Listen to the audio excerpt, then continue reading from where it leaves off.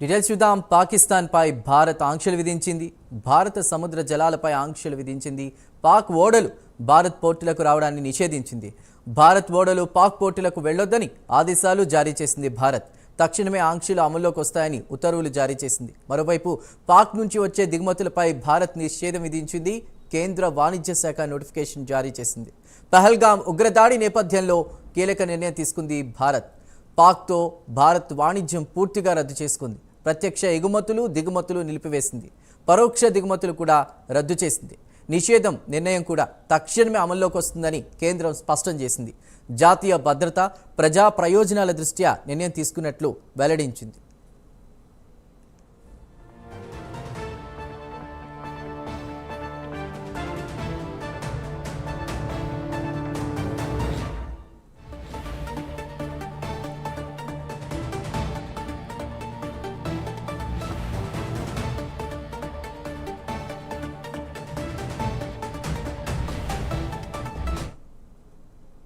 జాతీయ భద్రత ప్రజా ప్రయోజనాల్ని దృష్టిలో ఉంచుకుని పాకిస్తాన్పై భారత్ ఆంక్షలు విధించినట్టు తెలుస్తోంది. దీనిపై పూర్తి డీటెయిల్స్ని మా ఇన్పుట్ ఎడిటర్ రాజేందర్ అందిస్తారు.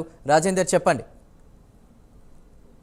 ఏదైతే గత నెల 22వ తేదీన పహల్గామ్ ఉగ్రదాడి తర్వాత పాకిస్తాన్ దీంట్లో హస్తం ఉన్నది, ఈ ఉగ్రవాదుల వెనుక వారి కుట్ర దాగి ఉన్నది అనేటువంటి సమాచారం మేరకు ఆ దేశంపై చర్యలు తీసుకుంటూనే మరోవైపు ఉగ్రముఖులపై దాడులు చేసేలా అణిచివేసి ఇప్పటికే వ్యూహరచన చేస్తున్నట్టుగా మనకు తెలుస్తుంది.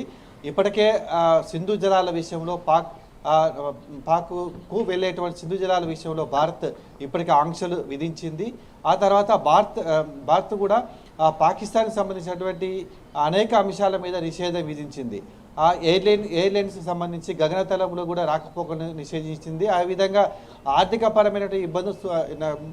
పరంగా కూడా వాళ్ళు ఇబ్బంది పెట్టాలనే లక్ష్యంతో అడుగులు వేస్తామని చెప్పేసి దీంట్లో ప్రధానంగా ఆ దేశానికి సంబంధించిన వాణిజ్యపరంగా ఉన్నటువంటి ఎగుమతులు దిగుమతులపై ఇప్పటికే ఆంక్షలు విధించింది. పూర్తిగా వాటిని రద్దు చేసినట్లు కూడా కేంద్ర వాణిజ్య శాఖ మంత్రిత్వ శాఖ ఇప్పటికే వెల్లడించింది. ఇక్కడి నుంచి ప్రధాన దిగుమతులు ఉంటే మాత్రం ఖచ్చితంగా కేంద్ర ప్రభుత్వ అనుమతి తీసుకోని చెప్పేసి దాంట్లో వెల్లడించింది.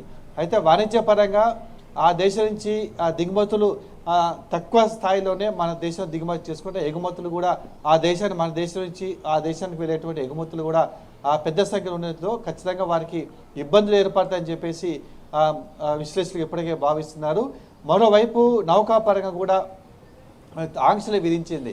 ఏదైతే రాకపోకలు పాకిస్తాన్ అదేవిధంగా భారతదేశానికి రాకపోకలు ఉండి ఇప్పటి వరకు పోర్ట్ల ద్వారా జరుగుతున్న రాకపోకలపై కూడా కాసేపు క్రితమే నిషేధాజ్ఞలు విధిస్తూ ఇప్పటికే కేంద్ర ప్రభుత్వం నిర్ణయం తీసుకుంది.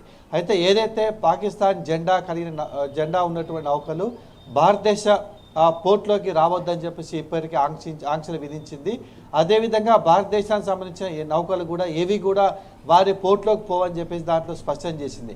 అంటే నౌకాపరంగా కూడా వారికి ఇబ్బందులు తలెత్తే అవకాశాలు స్పష్టంగా కనిపిస్తున్నాయి. ఈ ఆంక్షలు కూడా వెంటనే అమల్లోకి వస్తాయని చెప్పేసి కూడా ఇప్పటికే ప్రకటించింది. దీనిలో ప్రధానంగా మర్చెంట్ షిప్పింగ్ యాక్ట్ 1958 సెక్షన్ 411 ప్రకారం ఈ నిర్ణయం తీసుకుని చెప్పేసి కూడా ఇప్పటికే భారతదేశం సంబంధించిన అధికారులు ఇప్పటికే ప్రకటించిన నేపథ్యంలో నౌకాపరంగా కూడా వారికి ఆంక్షలు విధించింది. ఇప్పటికే గగనతలానికి సంబంధించి కూడా రాకపోకలు కూడా ఆంక్షలు విధించిన నేపథ్యంలో తీవ్ర ఇబ్బందులకి పాక్ వెళ్ళేటువంటి అవకాశం ఉన్నట్టు కూడా స్పష్టంగా తెలుస్తుంది. మరోవైపు ఆర్థిక మూలాలు కూడా ఇబ్బంది సృష్టించాలి. ఇప్పటికే చర్యలు తీసుకునే క్రమంలో భాగానే వాణిజ్యపరంగా ఉన్నటువంటి ఆంక్షలు మొత్తం కూడా ఇప్పటికే తీసుకునే నేపథ్యంలో ఇక తదుపరి ఎలాంటి చర్యలు తీసుకోబోతుంది అనేది కూడా ఆసక్తిగా ఎదురు చూస్తుంది.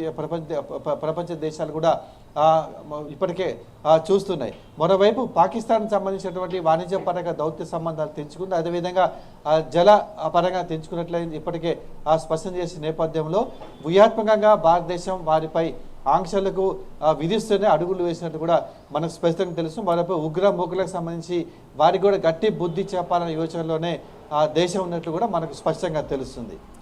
Right Rajender, thank you.